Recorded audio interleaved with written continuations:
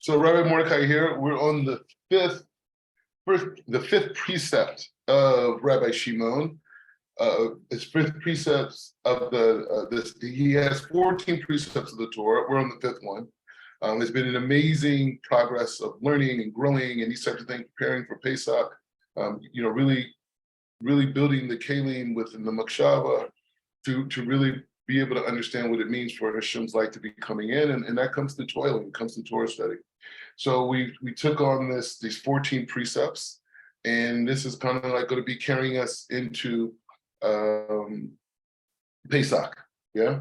So the fifth precept is all about the power of the Torah, and the power of this Torah is something that Rabbi Shimon said is the fifth precept, right? And fifth, number 5, hey, it's all connected.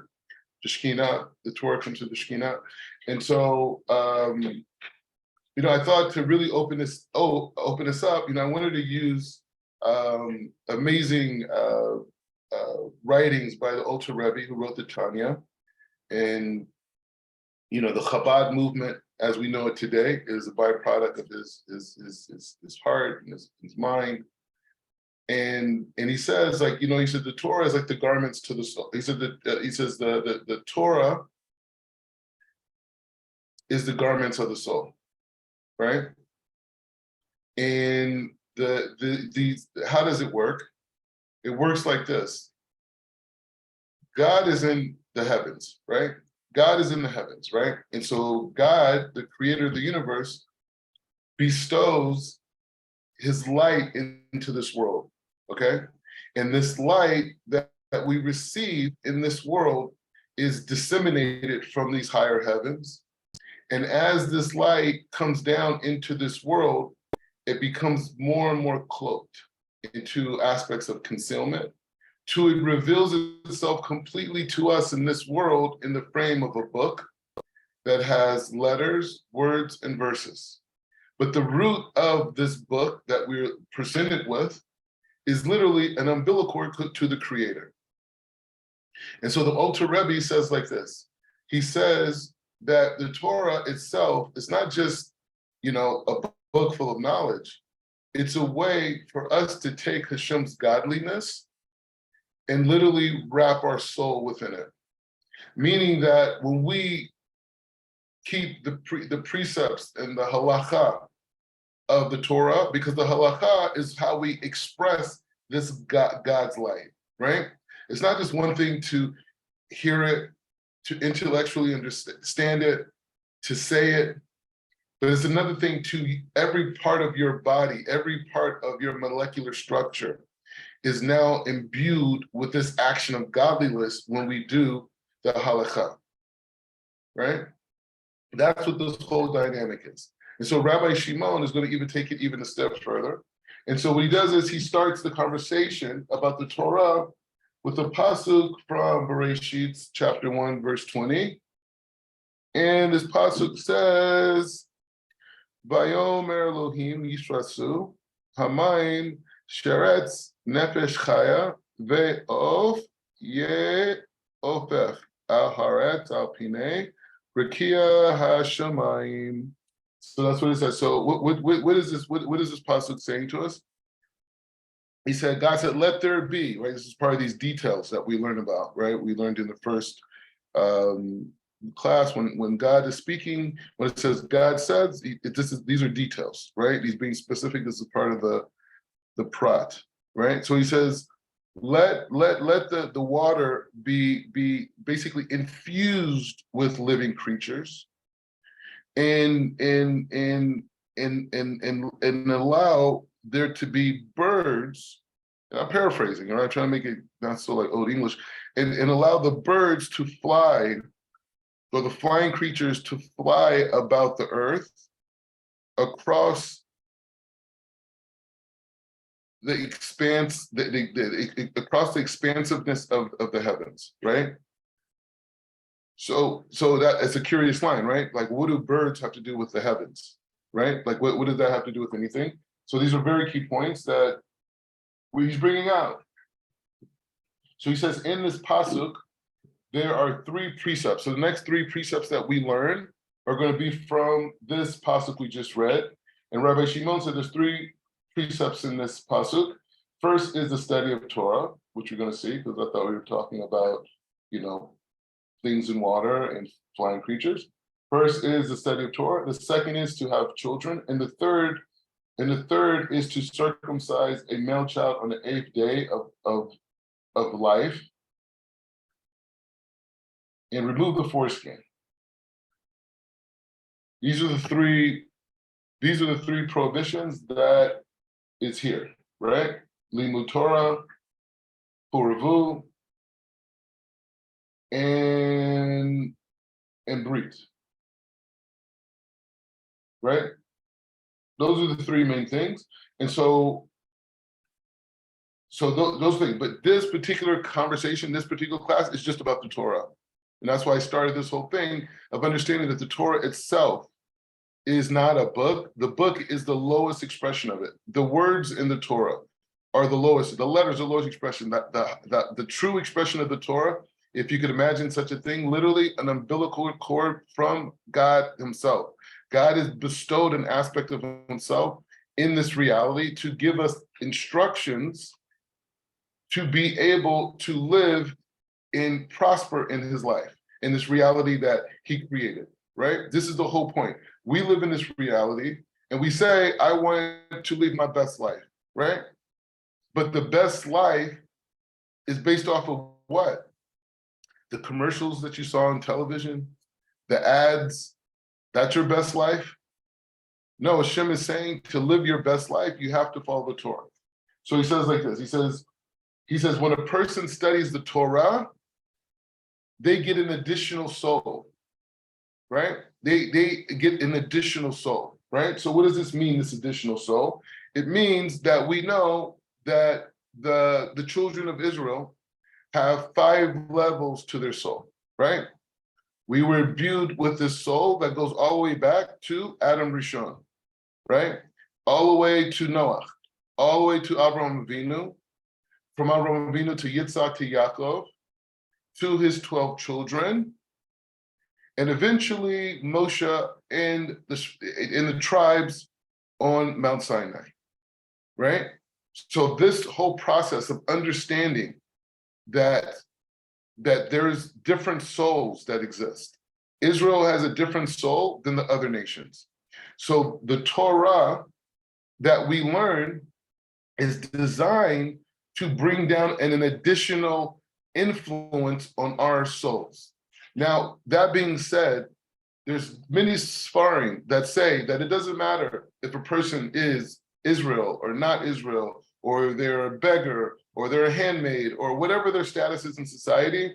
If they learn the Torah with sincere intention to become close to God, the Shekhinah rests upon them, right? But that's not what we're talking about right now. We're talking about something a little bit different.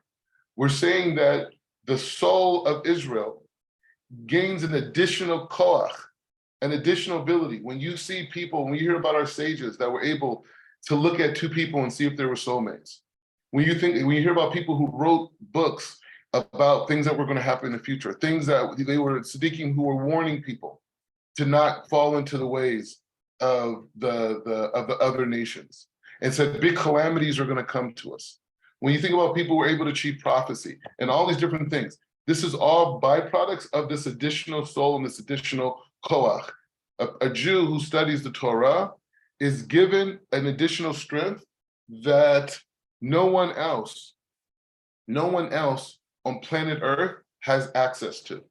And so Rabbi Shimon is saying that in this verse is expressing that idea with nefesh chaya, right?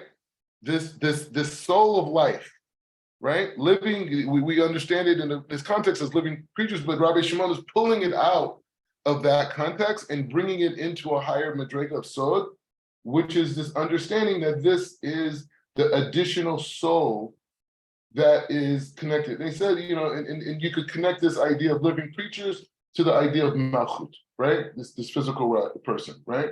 And he says, and if a person does not dwell to Torah study, they don't receive this holy soul. And this is an inheritance that only we have as Israel. So when we don't dwell in the Torah study and we don't do this, it's like you're just missing out. It's like having a grandfather, an ancestor, who left you $1 trillion in the bank, but he left you you only have access to it through this credit card. And your parents give you this credit card and say, hey, you have access, you can get whatever you want, and you never use it. You just use the cash that you have in your bank. The cash that you have in your pocket. You never use this credit card. This is what it is for a Jew who does not study Torah. He does not get this benefit. And so he's saying this. And so the person who teaches this Torah, who learns this Torah, who lives this Torah, this person ascends to the level of Allah, right? And it's interesting when you read writings about the Or Chaim and other sages. I think it was the Chida, maybe it was other people, but they said when they would see them study, they were like they were watching an angel, right? So this is what Rabbi Shimon is talking about. He's talking about this idea of angels. And he brings a pasuk and he says, as it's written in Tehillim, chapter 103, verse 20, Hashem, bless Hashem, you angels of his. So we got to go inside to see what David HaMelech is saying. He said, but this refers to the study of Torah and are called his angels on earth, right? That's what we are, the people who study the Torah. So it's also written in this verse.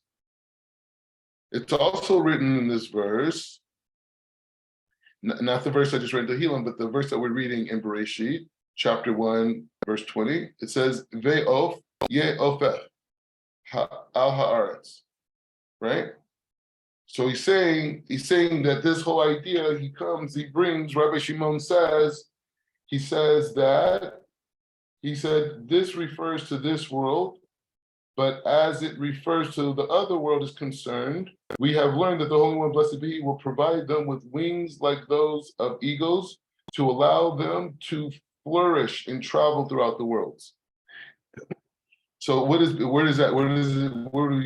he get that from? So he says that they're given wings, right? They're birds that are given wings that are able to travel the earth, right? To travel the worlds or the earth. But then the pasuk goes further. It says, Alpine, Rakia Hashemayim, all the way up to the heavens, that they will be able to go and travel. So how do they travel to the heavens if they're birds? No, they're not talking about birds, Rabbi Shimon is saying. They're talking about people who learn Torah, who become like angels and are given wings to travel in this world all the way to the heavens, right? So that's that. And then he brings a verse from Yeshaya, and it says, but they will wait upon Hashem, but they that wait upon Hashem shall renew their strength and shall mount up with wings as eagles. Where do we get our strength from? The Torah. Learning the Torah. That's where all this comes from. All of our strength, our holy soul, everything that we are, it comes from connecting to this idea of the Torah. Thus it's written, I think I ruined it already. Thus is written, let the birds fly above the earth, because the Torah is called water, and it bounds and brings forth the expression of the living soul that is aroused from its place of living creatures, which is Malchut, to be drawn down as we have learned. And this is what King David referred to when he said, create me a clean heart, O Elohim, which means, Rabbi Shimon is saying, to study and learn the Torah, give me a clean heart, to learn my Torah, your Torah, and then renew a steadfast spirit within me. Why have the Jewish people survived? Why are the Jewish nation is the most powerful and biggest nation in the world. And you know how I can say that? Because B'nai Israel is the only nation that did not intermix with other nations. The people who we would say are Edom, or the people we would say are Moabites, or the people we would say, God forbid, even Amalek, whatever, these nations have all mixed with other nations. We don't even know who anyone else. B'nai Israel is the only nation that's intact. We're the only nation that has fences around it. Everyone else is intermixed. They don't have any chiyuv to be in the place of, they have no chiyuv to be in the place of separation from the other nations. God never gave them that commandment. So today in 2023, the only true nation that exists as it relates by the Bible is the Jewish people. And why? Because of the Torah, because of the koach of the Torah and the leaders that we've had who've been imbued with this nefesh chaya, and we're able to travel and go into places beyond imagination to bring wisdom and direction and kedusha that has allowed the Jewish people to persevere and to continue on. And so as we continue this journey, we got 2 more precepts that are connected to this pasuk in Bereshit chapter 1, verse 20. And we're going to learn about those. But for now, let's just embrace this concept of what? The importance of Torah study and the ability and the koach that we receive by learning the Torah, just picking it up, reading a couple verses, contemplating what those verses mean. And not on a peshat level, but all through the levels. What do the midrashim say about it? What do our commentaries say about it? Commentators say about it? What is the Sod? What is the Zohar? What do these deeper levels say about it? Make these verses a part of who you are, not just words that are separate from you. Baruch atah Adonai le'olam. Amen ve'amen.